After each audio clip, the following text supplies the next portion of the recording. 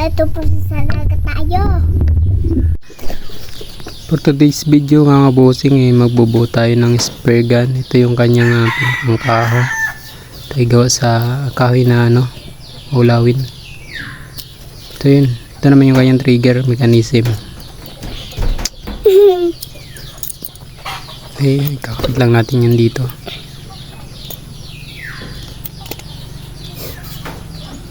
Tapos lalagyan siya natin ng sabat para hindi siya matanggal.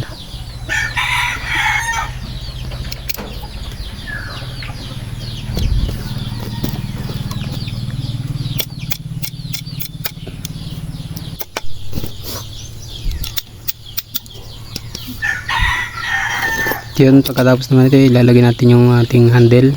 Ito yung gawa lang sa PVC, tapos nilagyan ko ng rubber sa gilid.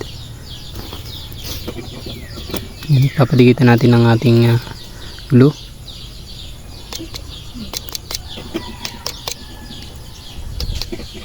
Ito yung pasamantala lang padikit natin, pero lalagyan pa natin siya ng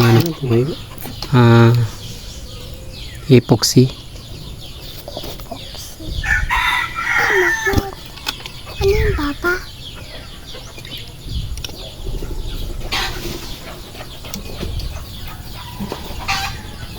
Tapos i-screw natin siya para talagang dagdag tibay na din.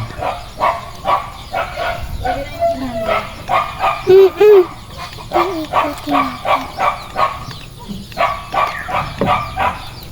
Para mahigpit.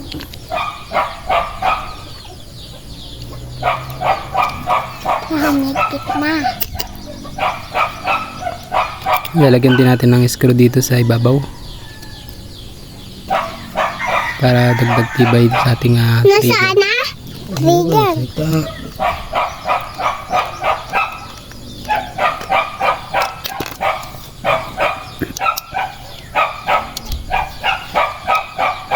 Natatanggal pa tong kanyang handle. May kasi yung dikit ng ulo. Bali mamaya lalagyan na lang natin ng epoxy. Lalagyan lang natin itong ng glue pansamantala.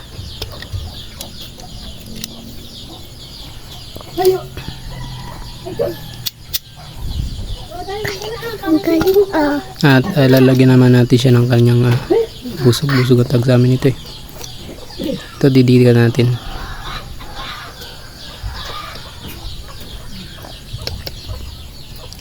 Dapat inapasalita mo yan. Hindi ikaw ang nakasalita.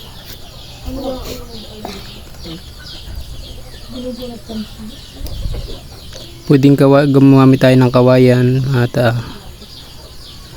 PVC. Ito ginamit ko yung PPR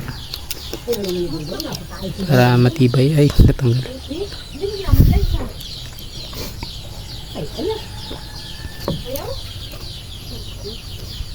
At ito naman yung rubber. Rubber? 10mm. Tapos yung kanyang butas ay 5mm.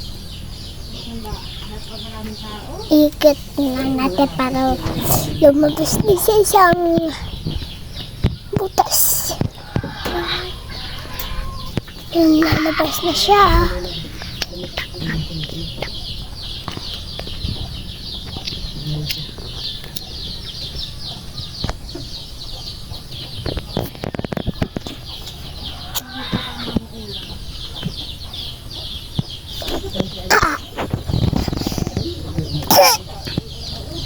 Ito medyo mahirap na pagpasok. Maliit kasi yung butas. Kasi yung kahoy ay medyo kinapos tayo sa kahoy. Dapat kasi rubber na yung pinakang susuot doon. Pero ginawan ko na lang ng paraan nito. Yung pinakang tali na lang ang sinusuot ko sa Ayun, lumabas na din. Lapit na. Ayan na. Yun. Ayos. Tapos yung bubulan lang natin to. Tapos itatali natin yung ating rubber. Tapos suot na natin doon sa pinakagama natin. Magpatara na. Pakitali na.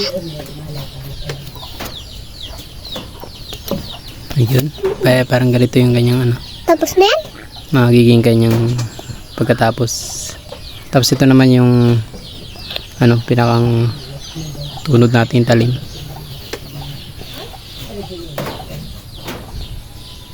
Yan, stainless.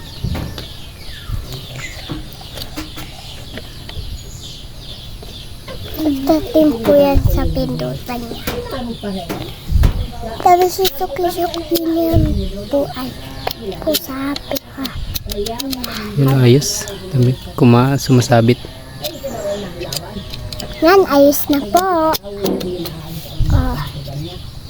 Kita niyo po, ayos na Bali, ilalagyan lang natin yung kanyang handle ng epoxy. Tapos dadagdagan pa yan natin ng isa pang rubber para malakas. Ito guys, yung kanyang pinakang parang finish product. Yun guys, ito na yung kanyang natapos. Nilagyan natin ng epoxy yung kanyang handle. Tapos para matibay na. Nilagyan na rin natin ng tali yung kanyang tunod. At dinubli na rin natin yung rubber para mas maglakas. Bali yung size niya pala yung mga 60 cm lang. Tama-tama ito pang night dive. Yun. Hanggang dito na lang po guys yung ating video. Salamat po sa inyong panonood.